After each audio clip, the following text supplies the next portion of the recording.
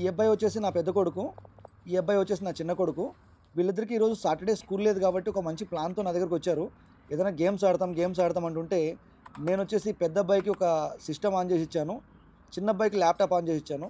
వీళ్ళిద్దరూ బాగా excitement feel అయిపోయారు. ఒకరికేమో సిస్టమ్ ఆన్ చేసేసరికి, ఇంకొకరికేమో ల్యాప్‌టాప్ ఇచ్చేసరికి బాగా ఎక్సైట్‌మెంట్ ఫీల్ అయిపోయారు. మంచిగా గేమ్స్ ఆడొచ్చని చెప్పేసి. కానీ నేనేం చేశానో మీరు ఒకసారి చూడొచ్చు. ఇక్కడ టైపింగ్ స్పీడ్ టెస్ట్ అనేది ఒకటి గూగుల్‌లో ఉంటది. ఈ టైపింగ్ స్పీడ్ టెస్ట్ అనేది ఈ కీబోర్డ్ అనేది కనెక్ట్ చేసి వీళ్ళకి ఇవ్వడం జరిగింది. ఇందులో ఉన్న లాభాలేంటంటే, ఆ డిస్‌ప్లే మీద కనిపిస్తున్న వర్డ్స్ ఏవైతే ఉంటాయో, వాటి యొక్క స్పెల్లింగ్స్ చదువుకుంటూ, వాటిని టైప్ చేస్తూ ఉంటే ఇక్కడ టైపింగ్ కూడా నేర్చుకుంటారు. ప్లస్ ఆ వర్డ్స్ స్పెల్లింగ్ అన్నీ కూడా అలవాటవుతాయన్నమాట. అలాగే మా చిన్నబ్బాయి ఒక 4 బేసిక్ పాయింట్స్ చిన్నవి నేర్చుకున్నాడు కీబోర్డ్‌లో.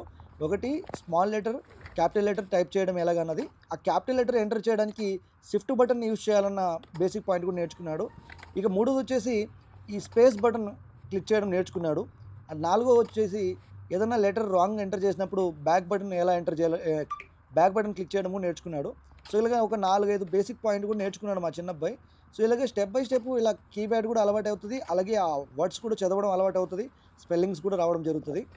మీలో ఎవరికైనా ఇలా చేయాలనిపిస్తే మీ దగ్గర ల్యాప్‌టాప్, సిస్టమ్ లేకపోయినా కూడా ఒక కీబోర్డు, అలాగే ఒక మౌస్ అనేది కొనుక్కొని మొబైల్‌కి ఒక ఓటీజీ కేబుల్ తీసుకొని మొబైల్ కనెక్ట్ చేసి కూడా ఈ కీబోర్డ్, అలాగే మౌస్ అనేది ఆపరేట్ చేయొచ్చు. సో ఇలాగా మొబైల్‌లో కూడా మీరు ఈ వర్డ్స్ అనేవి నేర్పించొచ్చు. అలాగే ఈ టైపింగ్ నేర్చుకోవడానికి కూడా మీరు కీబోర్డ్ అనేది యూజ్ చేయొచ్చనమాట. సో మొబైల్ కూడా ఓటీజీ కనెక్ట్ చేసి కీబోర్డ్ యూజ్ చేసుకోవచ్చు.